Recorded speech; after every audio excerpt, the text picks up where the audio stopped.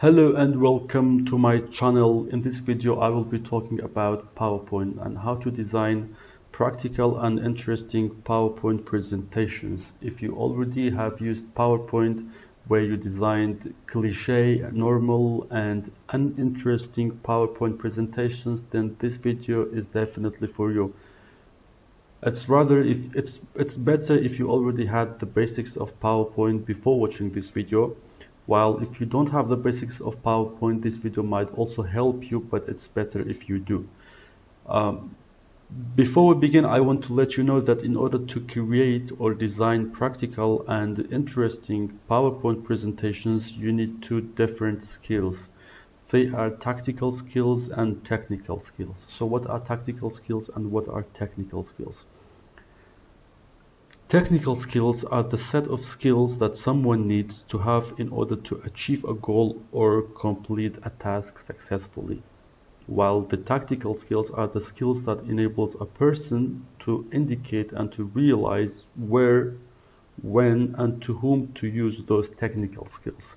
So if you have the best technical skills and you don't have the tactical skills, then those skills will probably not be very useful for you in your life. In this video, I will be focusing on the tactical skills. I will be creating more videos on technical skills. Before we begin, I want to also let you know that this video, the visuals are created by PowerPoint, so you can concentrate on the video and see how I guide you through my presentation. While I have been giving a lot of classes on presentations, it was very interesting to me. People don't know what the definition of a presentation is. So in this short video, I will be talking about the definition, requirements, softwares, and the importance of visuals and tips. Now the definition. What is a presentation? A presentation is an activity in which someone shows, describes, or explains something to a group of people. And why do people give presentations? There are four main reasons: either to give information, or to persuade the audience, to provoke a topic, or to entertain the audience.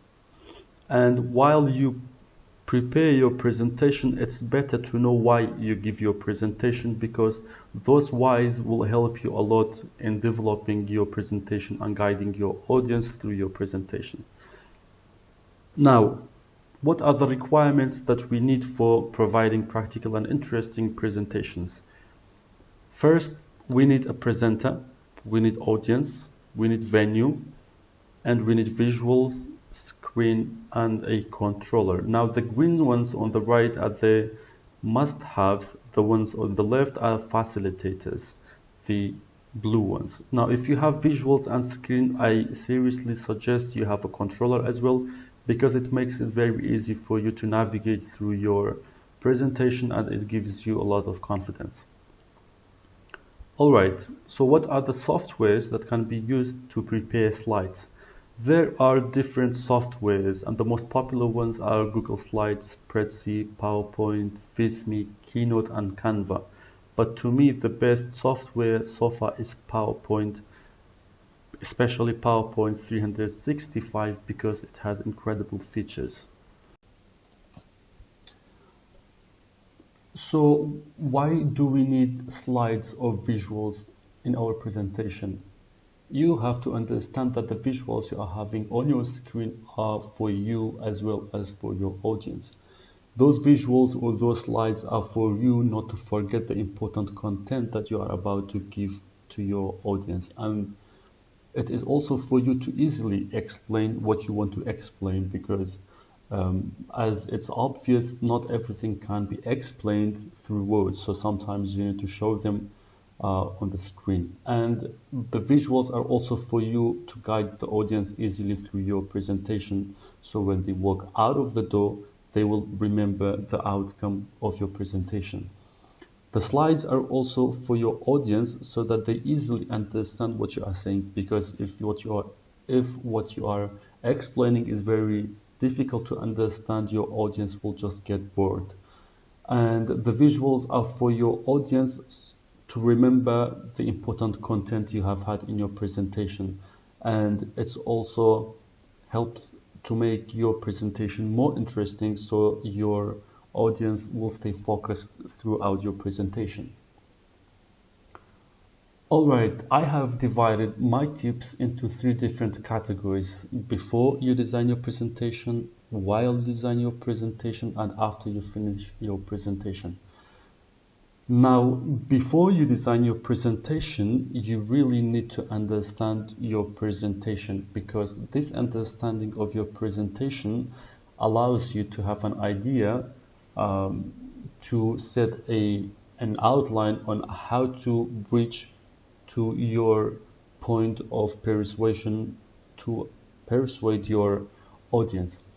So if you understand your presentation, you will realize, or you will know how to design your presentation. And I believe that every design of every presentation is different from another one. So once you understand your presentation, you can set up an outline to make it easy for your audience to be guided through your presentation and understand, so that they are not lost or they don't get off the track with you. So after setting up an outline, you need to choose the right software, which to me it's always PowerPoint.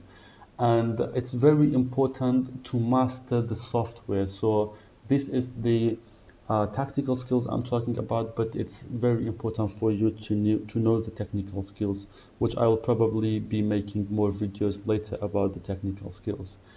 And you have to understand that designing a PowerPoint presentation needs time, so you have to dedicate the time.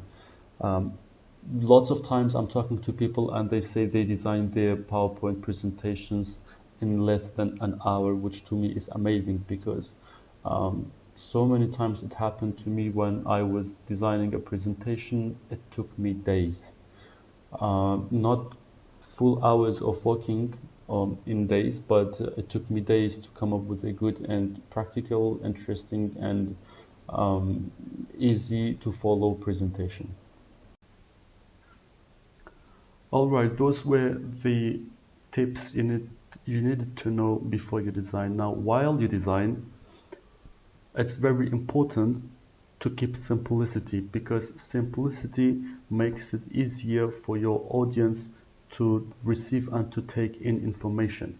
If you have very complex and not simple design, your audience could easily get bored.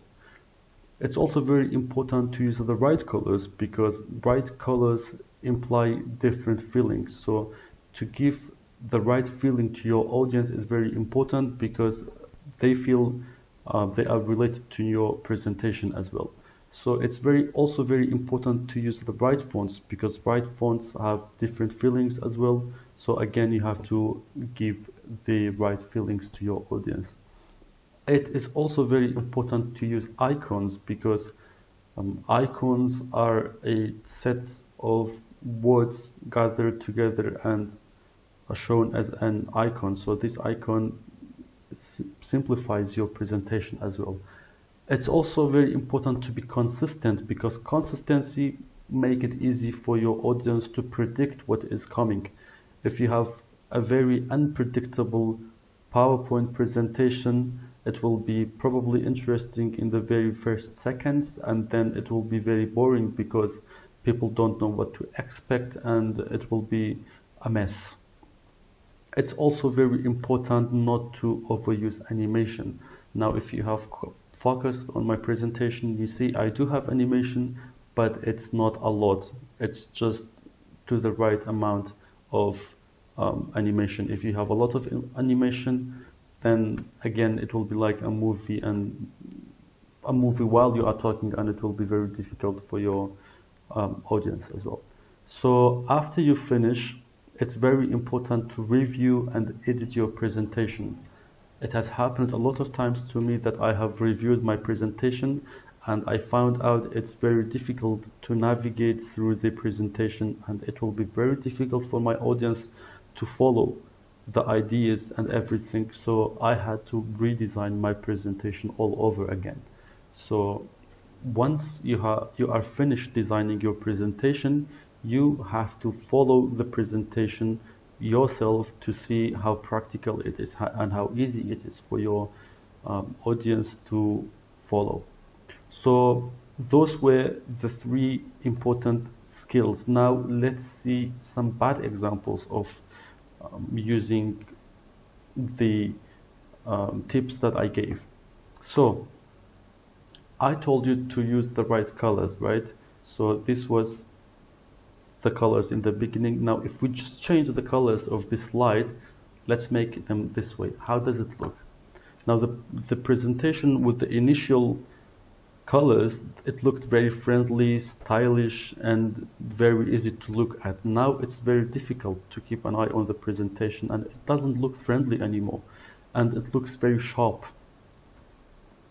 right? Okay, so we said use the right fonts. Check out these fonts. Now my presentation looks ugly. It's the same structure, but with different colors and different fonts. You see how much difference it made? Now this is very difficult to read as well. Your audience will need something easy and simple. Now we said don't overuse animation. I have seen lots of people doing those animations while having presentations. This is, to me, is, excuse my language, but stupid. Don't do this. It's very ugly. Alright, so now we have a messed up aligning as well. So we don't have the presentation consistent anymore. Now we have the boxes. We have these boxes here, the three boxes. Sorry. We have these three boxes now located in the upper section of the slide, which is not very nice. And we have this distance from here and from here and from here are different, and the distance from these are very different. Now if we look at the initial design, it was like this. Now do you see the difference? Well, I hope you do. Alright, let us review some slides I already showed you. Okay, so we all remember this slide, right? Did you notice anything in this slide? If you didn't, I will review and let's see. So we said in order to have a presentation, you need a presenter, you need audience, you need venue, you need visuals, you need screen, and you need controller. Now if you didn't notice, again, let's look at this one here. Audience, venue, visuals, screen. Did you see how visuals gets delayed by some seconds, right? So this delay in the text makes it very uncomfortable for your audience. So you have to be very detailed and very exact in your timing of animations as well, because this is, to me, very much, it takes my concentration away. It's very irritating to me. Irritating is the right word. All right, let's look at another slide. Do you see any inconsistency in this slide? Take 5 seconds.